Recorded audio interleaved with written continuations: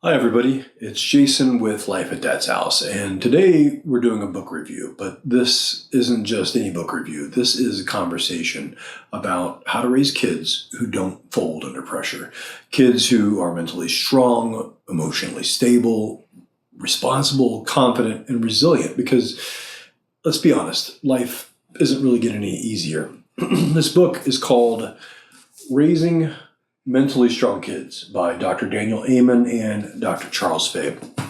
One of them is a brain doctor. The other is one of the sharpest minds in parenting psychology that we've ever seen.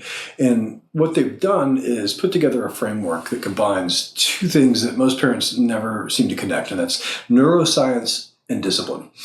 This episode is for dads who want to understand what's actually going on inside their kid's head from a brain and behavior perspective, and how to lead them with the right combination of love, logic, and structure.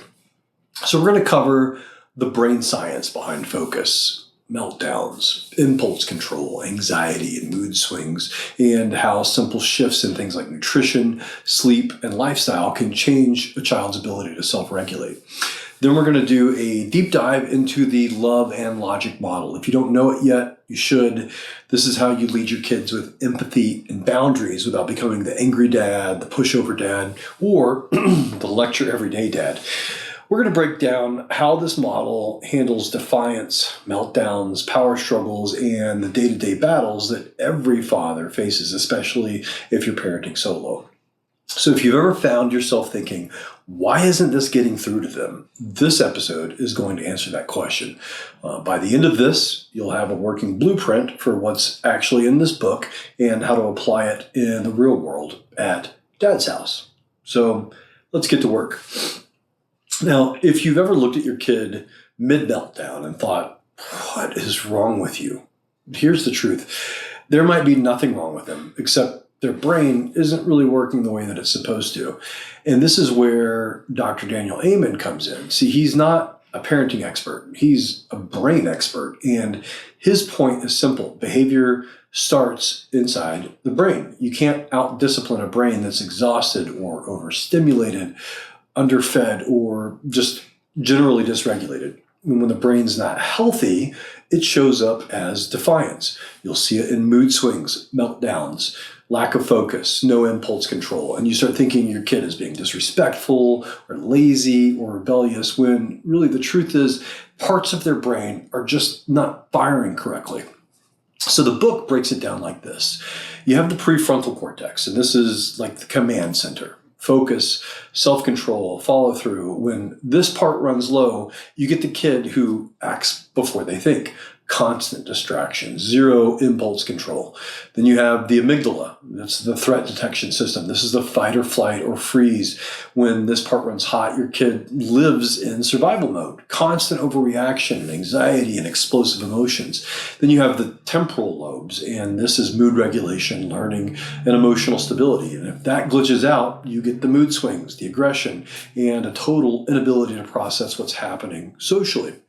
It's not an excuse for bad behavior, but it is an explanation. You can't expect to discipline and it land if the machine that's driving it is out of alignment. So the solution is pretty simple. Brain health comes first. And this book lays out 5 things that change everything in your kids. Number 1, nutrition. This is the fuel, the protein, omega-3s, cutting the garbage carbs and sugar. The brain runs on what you feed it. And if you're feeding it garbage, it's going to operate like garbage. Number 2 is sleep, and this is non-negotiable. No human regulates their emotions well when they're overtired, and this includes you as an adult. Number 3 is exercise. The fastest way to change the kid's brain chemistry is going to be through movement, because movement calms the amygdala and it sharpens focus overall. You also have mental stimulation that you need to consider. Their brain grows through problem solving, like learning and puzzles and challenges, and not on zoning out on the screens and iPads and TVs and things like that. And then the last one, number 5, is to calm the chaos. And we've talked about this before on Life at Dad's House. A home full of yelling, stress, and constant overwhelm literally rewires their brain for survival mode. Calm leadership matters. And so those are the 5 primary parts of the foundation. If you can get the brain right, suddenly discipline sticks, conversations start to stick, learning starts to stick. And without this, well, you're fighting a neurological uphill battle every single day with your kids. And discipline doesn't work on a broken operating system. So if you can fix the system first, then you can step in and lead. So now we've covered that. Let's talk about how you lead with structure, empathy, and authority using the love and logic model. Now, once you have the brain running right, and that's step number one, the next question is pretty simple. How do you lead? How do you discipline without turning into a tyrant or a doormat, right? That's where the love and logic model comes in. And this isn't soft parenting. I don't want you to get that impression. This isn't yelling and threats parenting either. It's leadership, period. And here are the core principles behind love and logic. It's firm and kind and always both. When a kid knows two things, that you care deeply about them and that you mean exactly what you say, everything is going to start to change. And love and logic is built on 5 rules as well. Number 1, empathy first, always. Consequences are second. No lectures, because no lectures land anyways with your kids, right? You lead with the empathy. You say things like, man, this is tough. I bet that feels pretty rough for you. And then you follow with a consequence that teaches. Number 2 is natural consequences and allowing them to do the heavy lifting. So if they forget their backpack, they figure school without it, right? Like they've got to figure out homework without it, taking notes without it. Homework doesn't get turned in. Oh, well, they forgot their backpack. The consequence is they have to figure out life without it. If they blow off chores, they lose privileges until it's fixed. And you don't argue with them. You don't rescue them. You just let reality kind of teach those lessons for you. You also want to make sure that you're offering choices within boundaries, right? So you can say, all right, you can brush your teeth before the story or after. You pick, right? Or you want to clean your room before dinner or after dinner. This gives them power inside your frame and not outside of it. Number 4 with love and logic is to own your problems, not theirs. So you don't join the meltdown. You don't own their emotions. You hold the boundary and you stay calm. You say, I love you too much to argue. And then you walk away and let the problem stay there where it belongs with them. Number 5 is the energy drain principle. And I think this is super important. If their behavior drains you, right? If it's meltdowns, backtalk, attitude, the consequences for that is that they owe you help restoring your energy. Let me read that to you again. They owe you help restoring your energy. So you say things like, when you wear me out like that, it means I don't have energy to do things with you later. So we're going to figure out something helpful that you can do to fix that. And it stops being about a punishment and it starts being about ownership, right? When a kid carries the emotional load of their choices, they start thinking differently. They start learning cause and effect. So you stay out of the power struggle, which you can never really win with a child. And you stop lecturing, which we know doesn't work. And then you end up leading with calm, firm presence. You lead like a man. You hold the boundary.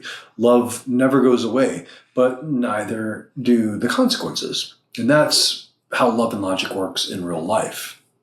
Now, let's take a look at what this looks like in the trenches. We're talking meltdowns, defiance, power struggles, and how to handle them without losing your mind. This is where it's going to get real for you guys, because no parenting model matters if it doesn't work when the wheels completely come off. So let's talk about the 3 battles every parent is going to face, especially if you're parenting solo. And that's going to be meltdowns, defiance, and power struggles, right? So first, meltdowns. The first rule is simple. You don't join the meltdown. You cannot lead a storm if you become the storm, right? The move is calm tone, calm body, and calm presence. You say things like, I can tell that you're really upset, and I'm here when you're ready to figure this out. Then you step back and you let them burn it out. You hold the frame, let them burn it out. You don't fix it. You don't argue. You don't reason with someone whose brain is in fight or flight mode. You let the meltdown happen in the safest way possible, obviously. And when they're done, that's when you step in and lead. Number two is defiance. Defiance means that the kid is testing one thing. Do your words actually mean what they say, right? Is what you're saying really mean anything? And the antidote is calm consequences paired with zero drama. So you could say something like, you've got two choices. You can take care of this now and keep your screen time, or you can skip it until it's done. You choose. And if they refuse, well, you do nothing except follow through. Let the consequence happen. No threats, no warnings, no speeches. You just enforce calm, direct, solid enforcement. And eventually you'll see that defiance collapses when kids realize that arguing and negotiating and emotional manipulation don't change their reality. The third big one is power struggles, and I think every parent, especially solo dads, deal with that. And power struggles really only happen when two people are fighting for the same role. And you solve it by refusing to fight for that role. You can say something like, again, I love you too much to argue. Let me know when you're ready. And then you walk away, game over. You don't try to force your way through whatever the power struggle is. When you refuse the child's invitation to fight, they have nothing to fight with. Like, that's all they had was their invitation to fight. And if you refuse it, the power stays with you, not because you dominated them, which will rarely work for you, but because you refused to participate in the chaos. And so the pattern is always the same. From your perspective, it's calm presence, it's empathy, it's clear choices within boundaries, natural consequences that align with the choices that they're making, and zero, and I mean this, zero emotional entanglement. And all of this rests on the foundations that we talked about earlier. If the brain's not healthy, sleep's off, food's junk, stress is high, then everything's going to get harder for you. But when the brain is healthy and the parent holds a calm, solid frame, kids stop pushing as hard because the rules are no longer negotiable. The parent isn't reactive. The home becomes safe. It becomes safe and predictable and stable. And that's what you want. That predictability goes a long way with kids, and that's what ultimately creates mental strength within them. So I want to bring this full circle with a recap of the book's core message, what it actually means to raise mentally strong kids. The book is about one simple truth. Behavior isn't random, it's biology and leadership. And a mentally strong kid isn't going to happen on accident. It's the result of two things working together. Number one, the healthy brain that we talked about. And number two, a parent who leads with calm, clear authority. On the brain piece, it's pretty simple. If the brain is sleep deprived, if the brain is undernourished or stressed or overstimulated, which happens frequently with young children especially, it cannot regulate emotions. It can't regulate focus or impulse control. It doesn't matter how good your parenting is if the machine is broken. Fix the machine first. Clean up what your kids are eating. Get quality sleep. Right? Get your kids out and do movement. It doesn't matter what the weather is outside. Even if it's just 5 minutes, get your kids outside moving. Reduce chaos inside of the home and look at yourself and what chaos you're bringing to the table. And then build rhythms that support brain health. On the parenting piece, love and logic. Guys, this is where it's at for dads. Love and logic. It's not soft. It's not militant. It's leadership. Empathy first, consequences second. Let reality teach instead of constant lecturing. Give choices inside of clear boundaries. Own your energy and let them own their problems. And then let power struggles die when you refuse to fight for control. This is how you raise a kid who can handle life. A kid who doesn't collapse at every inconvenience. A kid who owns their decisions. A kid who can recover from mistakes without shame, but with responsibility. A kid who feels both loved and led and not ruled or coddled, right? Because we don't want that. So that's what raising mentally strong kids is about. It's not just behavior management. It's really about building resilient humans. And I'll say this, these consequences are going to be rough from time to time. And you're not always going to want to let your kids experience the consequences. But I will warn you now, and they talk about this again in the book, very important part of the book is you need to let your kids face consequences when the price for those consequences or those choices is relatively inexpensive. When you're a child, making mistakes is fairly inexpensive. But when you become an adult, things get much more expensive. You start dealing with, potential fatalities and jail and loss of jobs and, loss of relationships. Like the cost of making mistakes and learning about consequences when your children get older is drastically higher than when they're smaller children or even teenagers. So let your kids enjoy, and I mean this, enjoy the consequences when they're young and when the price is relatively low for them, because if they learn that at a young age, it's going to be very easy for them to transition into being adult. And again, we want to build resilient human beings. That's the job that we are tasked with as fathers, and you are the person who's going to be the one to implement it. And if you don't, no one else is. No one is going to raise strong, resilient children if their own father doesn't. Thanks for joining me today on Life at Dad's House, and I look forward to seeing you guys again on the next episode.